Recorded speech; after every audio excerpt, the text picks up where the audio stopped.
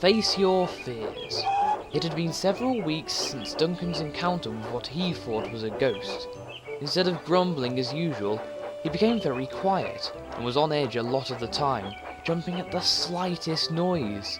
Rusty and Peter Sam thought it was very funny and teased him relentlessly about it. One evening, Duncan, Peter, Sam and Rusty were at the sheds. Sir Handel passed by with his last train of the day. He gave a sharp blast of his whistle, which frightened Duncan. "What was that?" he spluttered. "Did you think that was a ghost?" laughed Peter Sam. "No," insisted Duncan. "Just startled me a bit is all." "I'd say it more than startled you," snickered Rusty. "You looked like you were ready to pop off your frames for a second." He and Peter Sam guffawed with laughter. Renias was also in the shed, and looked at the engines sternly. "That's enough," he said firmly. But the engines weren't deterred, and kept on ridiculing Duncan. "Careful the ghost engine doesn't come and get you tonight," joked Peter Sam. Just then Skarloey pulled into the sheds. "I'm ashamed of you two," he puffed. That shut the engines up. Skarloey looked at Duncan. "There's nothing wrong with being scared," said Skarloey. "You just have to conquer your fears head on." "Easy for you to say," wheezed Duncan sheepishly. "You're one of the bravest engines I've ever met." "But I wasn't always like that," Skarloey continued. "Let me tell you a story." So everyone looked at the old engine, and this is the story he told. In the early days of the Skarloey Railway, Skarloey and Renias had to work the line themselves. The two little engines puffed happily back and forth, carrying passengers and slate trucks up and down the rails. There was a wooden bridge near the castle causeway, and it was very tall. One day, Skarloey was chuffing down the line carrying loaded slate trucks. Then, there was trouble. As he crossed the bridge, the supports started cracking. Suddenly, Skarloey found himself dangling off the edge of the bridge. "Help!" he wailed.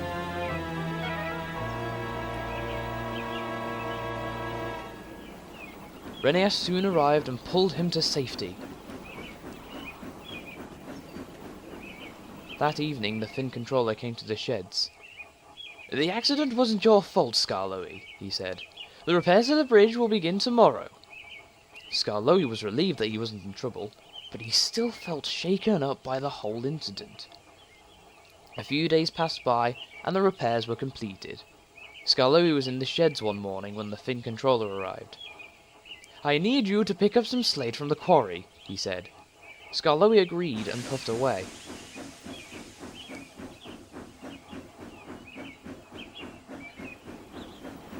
On his way to the quarry, he approached the old wooden bridge. Then he stopped and looked down. The bridge seemed like it had gotten taller since he had last been on it. "Come on," said his driver. "We've got to get across." But Skarloey just couldn't bring himself to do it. He reversed down the line, all the way back to the sheds. The Fin controller was very cross when he found out, and so was Renias. "Now I have to do your work as well as my own," complained Renias. "Just great." Skarloey felt sadder than ever as Renias puffed off to the quarry.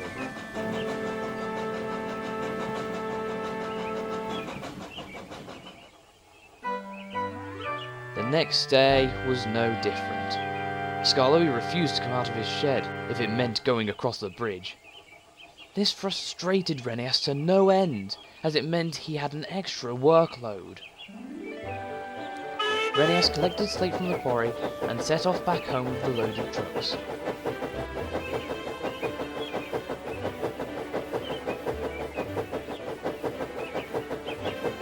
Then there was trouble. Renias had been working so hard that he ran out of water and came to a stop on the old bridge. "Bother!" he groaned. The guard went to go get help, and the Fin controller arrived at the sheds. You need to come out of your shed right now, he ordered. Renias is stuck on the bridge. Please leave immediately. I can't, stuttered Skarloey. We don't have a choice, said his driver. So reluctantly, Skarloey set off, but he was still very worried. They soon arrived at the bridge. Skarloey was scared. He thought about going back, but he didn't want to leave Renias all by himself. So, with a deep breath, he puffed slowly across the bridge. I must rescue Renias. I must rescue Renias. I must rescue Renias, he kept saying to himself.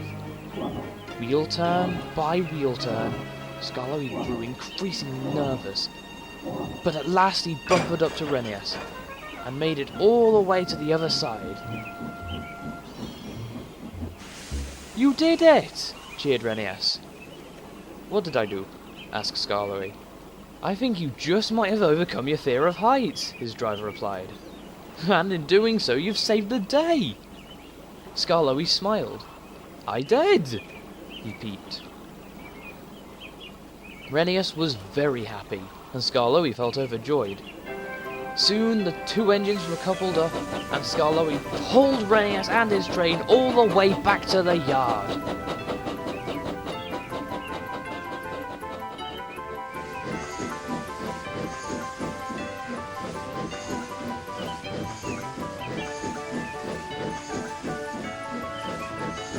When they arrived, the Fin controller was waiting for them. Well done, Skarloey, he said.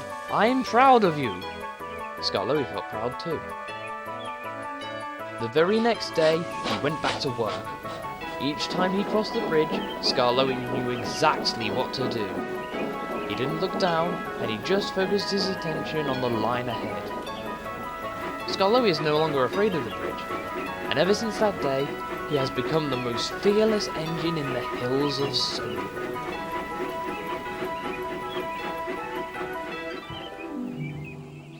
So you see, Duncan, Skarloey puffed reassuringly, we all get scared sometimes, but it's important to remember that we can overcome our fears if we just face them. Peter, Sam and Rusty felt ashamed. We're sorry we teased you, said Rusty. And that we tricked you in the first place, continued Peter Sam. I accept your apologies, Duncan replied. Thank you. Just then the engines heard a sharp blast of a whistle. Rusty and Peter Sam jumped. Calm down, said Sir Handel. You're acting like you've never heard my whistle before. Duncan couldn't help but laugh. Looks like the tables have turned, he grinned. Peter, Sam and Rusty laughed too, and their laughs carried on long into the night.